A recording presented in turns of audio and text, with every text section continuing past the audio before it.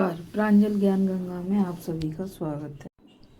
कल हमने पांडवों को राज्य में देने में कौरवों के विचार की कथा को पढ़ा था। आज हम विदुर का पांडवों को हस्तिनापुर लाना और इंद्रप्रस्थ में उनके राज्य की स्थापना की कथा को पढ़ें। तो चलिए अब कथा शुरू करते हैं, जो कि इस प्रकार है। वैशंपायन जी कहते हैं, जन्मेजय महात्मा विदुर रथ पर सवार होकर पांडवों के पास जा राजा द्रुपद की राजधानी में गए। विदुर जी द्रुपद, पांडव एवं द्रौपदी के लिए तरह तरह के रत्न और उपहार अपने साथ ले गए। वे पहले नियमानुसार राजा द्रुपद से मिले। उन्होंने विदुर का बड़ा सत्कार किया। कुशल प्रश्न के अनंतर विदुर श्री कृष्ण और पांडवों से मिले। उन लोगों ने विदुर जी की बड़े प्रेम से आभगत की। विदुर जी ने धृतराष्ट्र की ओर से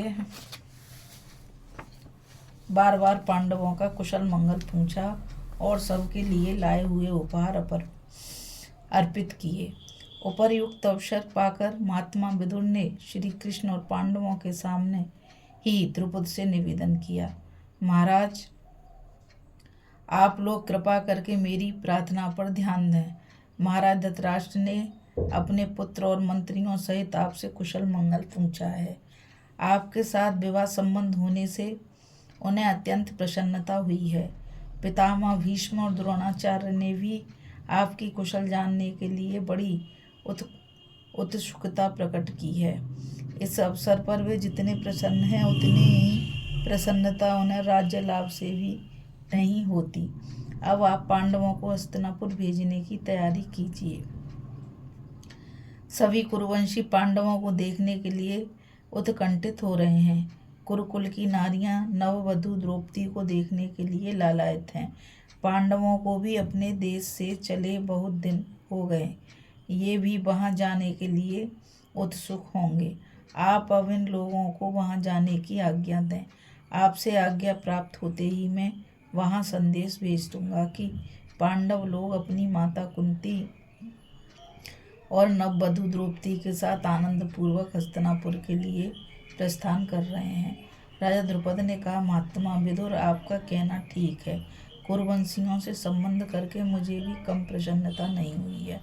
पांडवों का अपनी राजधानी में जाना तो उचित ही है, परंतु मैं अपनी जबान से यह बात कह नहीं सकता।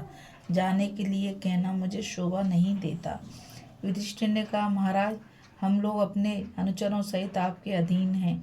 आप प्रसन्नता से जो आज्ञा देंगे वही हम करेंगे।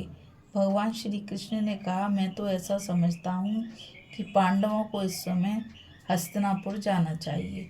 वैसे राजा द्रुपद समस्त धर्मों के मर्मज्ञ हैं। वे जैसा चाहें, जैसा कहें वैसा करना चाहिए। द्रुपद बोले, पुरुषोत्तम भगवान श्री कृष्ण देश काल का विचार करके जो कुछ कह रहे थे वही मुझे ठीक जचता है। इसमें संदेह नहीं कि मैं पांडवों से जितना प्रेम करता हूँ उतना ही भगवान श्री कृष्ण भी करते हैं।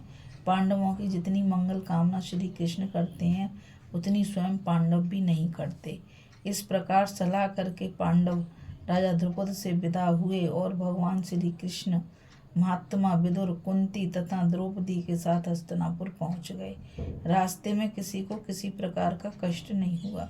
जब राजा धृतराष्ट्र को यह बात मालूम हुई कि वीर पांडव आ रहे हैं, तब उन्होंने उनकी अगवानी के लिए विकर्ण, चित्रसेन और अन्यान्य कौरवों को भेजा।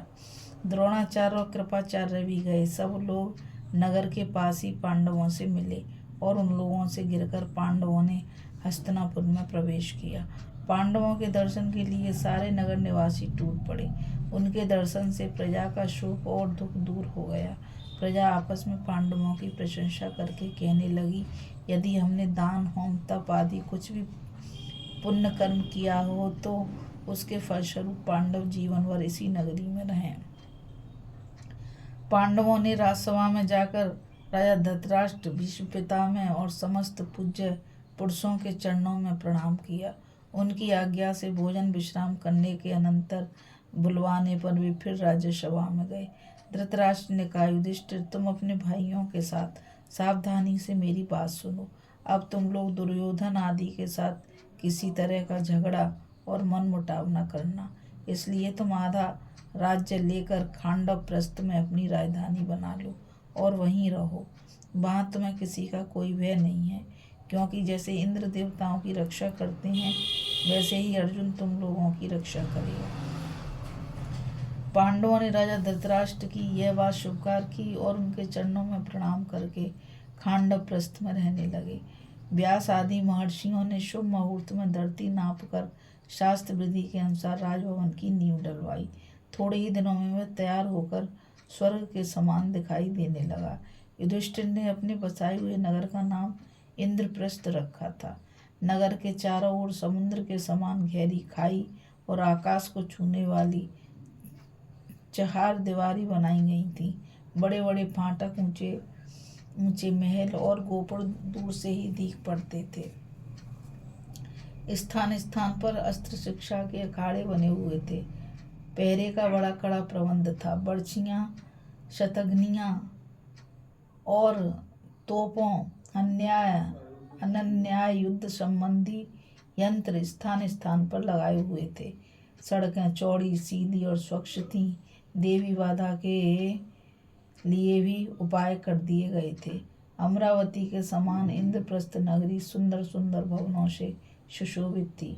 नगर तैयार होते ही विभिन्न भाषाओं के जानकार ब्राह्मण, सेठ, साहूकार, कारीगर और गुणीजन आकर बसने लगे।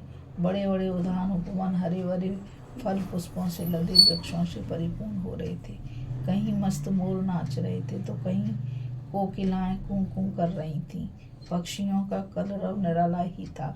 तरह तरह के शीश महल, लता कुंज, चित्रशालाएं, नकली पहाड़, कृत्रिम झरने, बावलियां स्थान स्थान पर शोभायमान थीं। सफेद, लाल, नीले, पीले कमल सुगंध का विस्तार कर रहे थे। नगर की बनावट और प्रजा की उत्तमता से पांडवों को बड़ी प्रसन्नता हुई। उनका आधा राज्य मिल गया, नगर बस गया। दिनों दिन उन्नति होने लगी। जब पांडव बेखटके होकर राज्य भोग करने लगे तब भगवान श्री कृष्ण और बलराम उनसे अनुमति लेकर द्वारका चले गए। बोलो श्री कृष्ण भगवान की जय। बोलो श्री बलदेव महाराज की जय।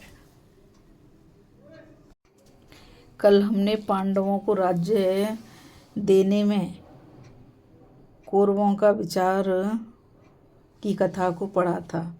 आज हम विदुर का पांडवों को हस्तिनापुर लाना और इंद्रप्रस्थ में उनके राज्य की स्थापना करने की कथा को पढ़ेंगे। इस कथा में आज बस इतना ही। मुझ गीता रावत को आज्ञा दीजिए। और मैं आप सभी से यही कहना चाहूँगी कि इस चैनल को आप ज़्यादा से ज़्यादा लाइक, शेयर और सब्सक्राइब कीजिए ताकि यह महाग्रंथ अधिक से अधिक लोगों तक पहुंच सके और सभी इसका ज्ञान प्राप्त कर सकें। यह हमारा और तुम्हारा परम कर्तव्य बन जाता है कि हम इसको अधिक से अधिक लोगों तक पहुंचाएं और इसका विस्तार करें। जय श्री कृष्णा। राधे राधे। नमस्कार।